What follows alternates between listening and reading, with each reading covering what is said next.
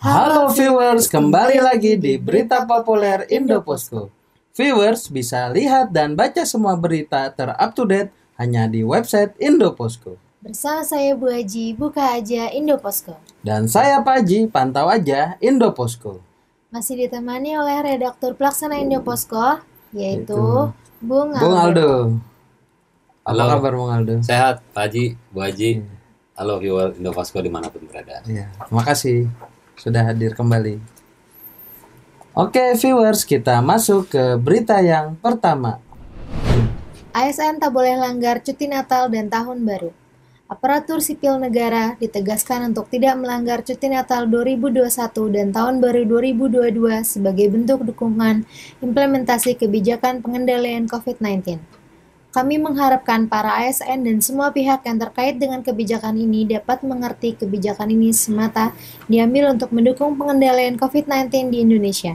Kami berharap sanksi tegas yang sudah disiapkan tidak perlu diberikan kepada ASN manapun, kata Menteri Komunikasi dan Informatika Johnny G. Plate. Oke, Bung Aldo gimana nih komentarnya? Larangan ASN untuk cuti akhir tahun dan Natal ya. Oh iya, cuti Natal dan Tahun Baru atau Nataru ya. Iya. Kali ini yang bicara itu Menteri Komunikasi dan Informatika Pak Johnny G. Plate. Kalau sebenarnya ini mengulang aja kemarin keputusan soal ASN tidak boleh mengambil cuti di libur Nataru itu memang dikeluarkan oleh Kementerian Pendayagunaan Aparatur Negara dan Reformasi Birokrasi Pan-RB.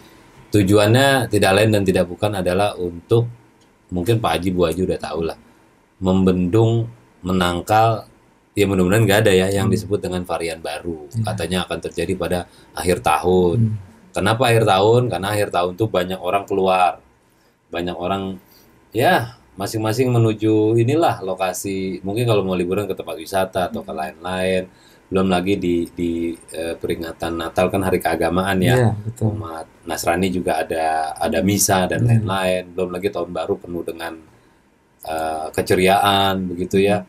Nah ini akhirnya diputuskan oleh pemerintah supaya itu ASN tidak mengambil cuti di Nataru itu. Tujuannya tidak lain adalah untuk membendung COVID yang ya kita akui bahwa sekarang kan udah menurun ya COVID, tapi kewaspadaan itu udah dibilang pemerintah pada beberapa bulan yang lalu, akhir tahun tuh jangan sampai terulang, jangan sampai varian 3 tuh varian baru katanya gelombang ketiga itu masuk ke Indonesia. Ini berita populer di Indoposko ya, ini kanalnya masuk di kanal nasional.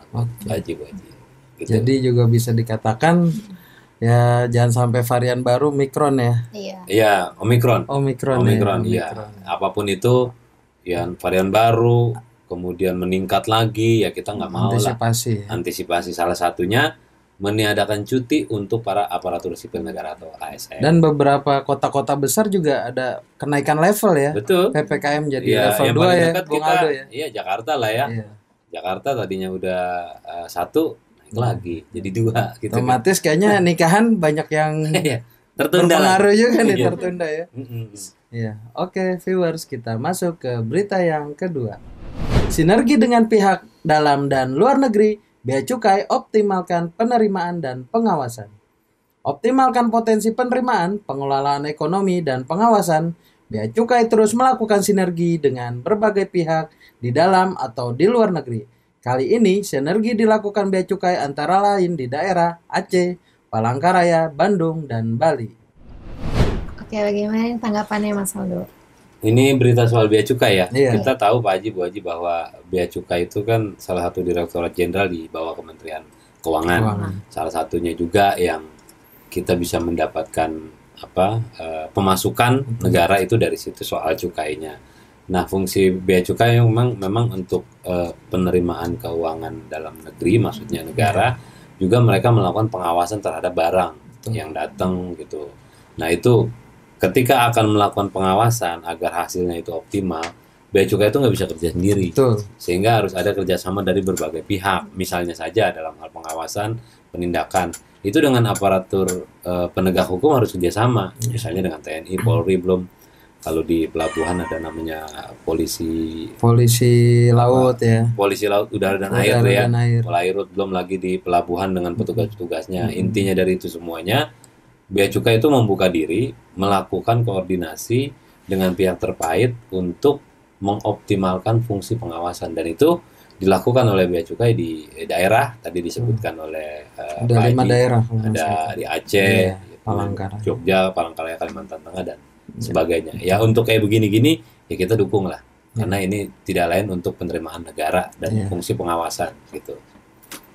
Oke viewers, kita masuk ke berita yang ketiga.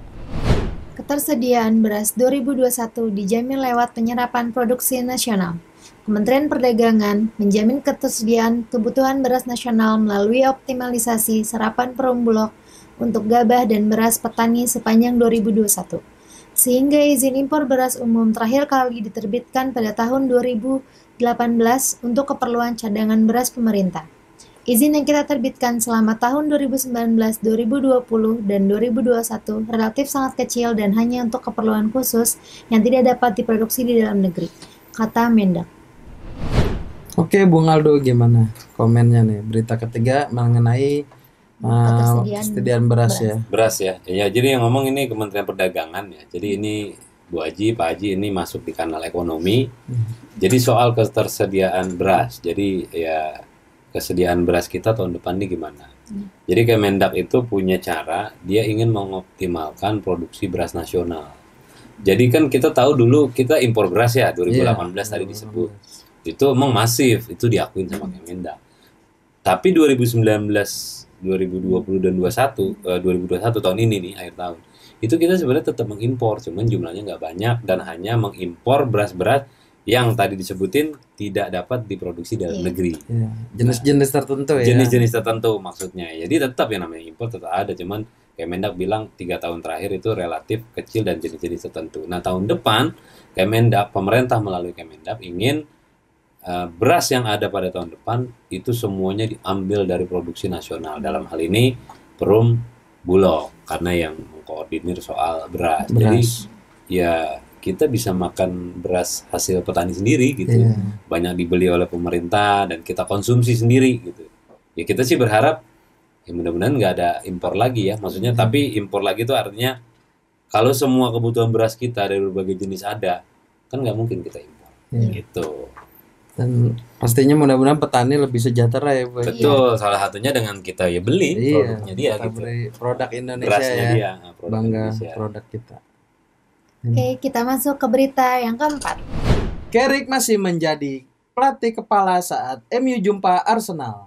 Pelatih caretaker Michael Carrick masih akan menangani Manchester United ketika The Red Devil bertemu pada lanjutan Liga Inggris pekan ke-14 akan bertemu dengan Arsenal pada Kamis malam waktu setempat. Bagaimana nih Bung Aldo? Berita olahraga. Berita olahraga Nah, kita ini. masuk nih. Jadi kita ngomongin Liga Inggris Liga nih, Pak Inggris. Haji, Bu Haji. Jadi kita tahu Michael Carrick itu pelatih sementara ya, caretaker buat MU karena OGS oleh Gunnar Solskjaer dipecat. Akhirnya ya. Akhirnya ya. Nah, kalau Pak Haji Bu Haji nonton pekan kemarin orang pikir Michael Carrick itu akan terakhir dampingin MU saat lawan Chelsea ya. Lumayan ya Ada dua partai kemarin. dua partai aja dipegang sebenarnya. Carrick ya. Yang pertama Ada champion Villarreal menang. menang.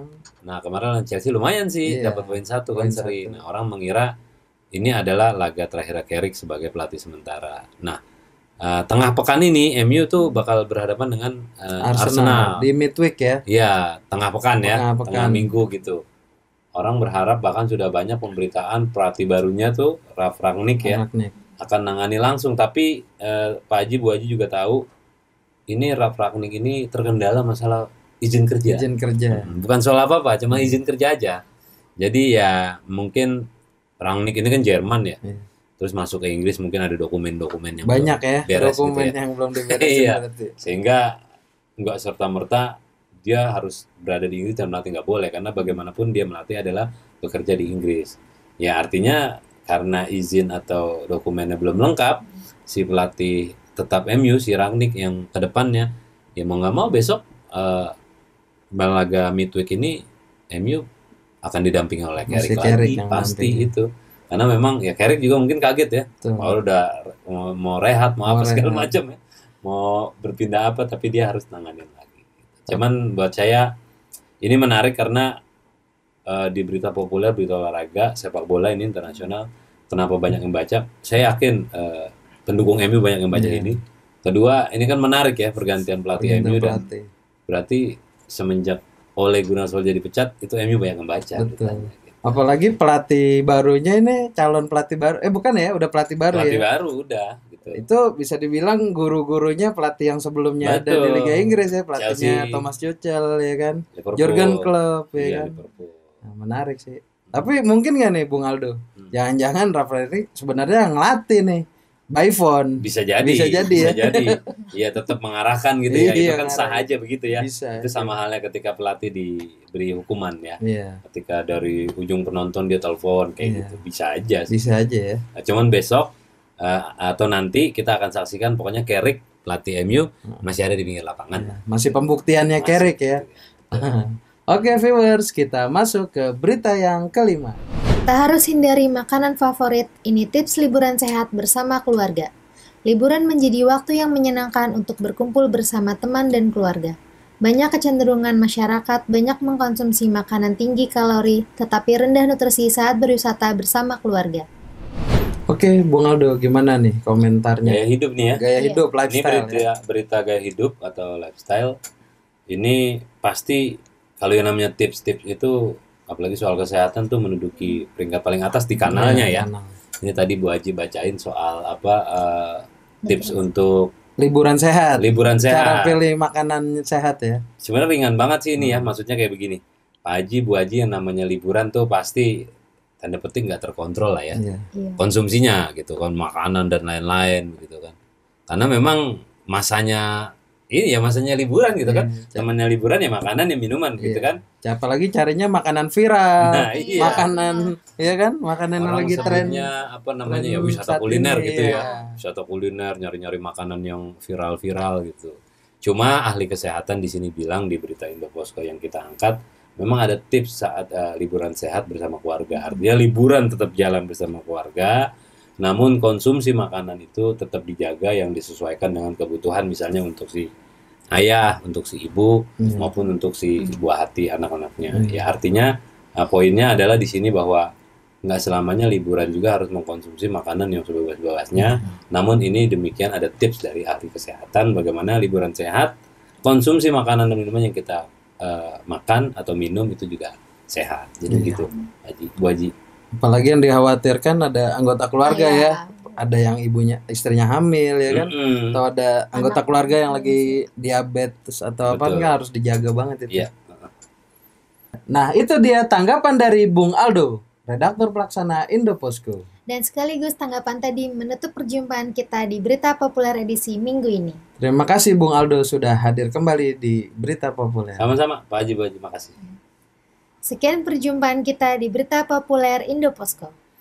Oke viewers, jangan lupa untuk para viewers buat terus baca berita terpopuler hanya di website Indoposko. Dan jangan lupa juga untuk like, comment, subscribe Indoposko Channel.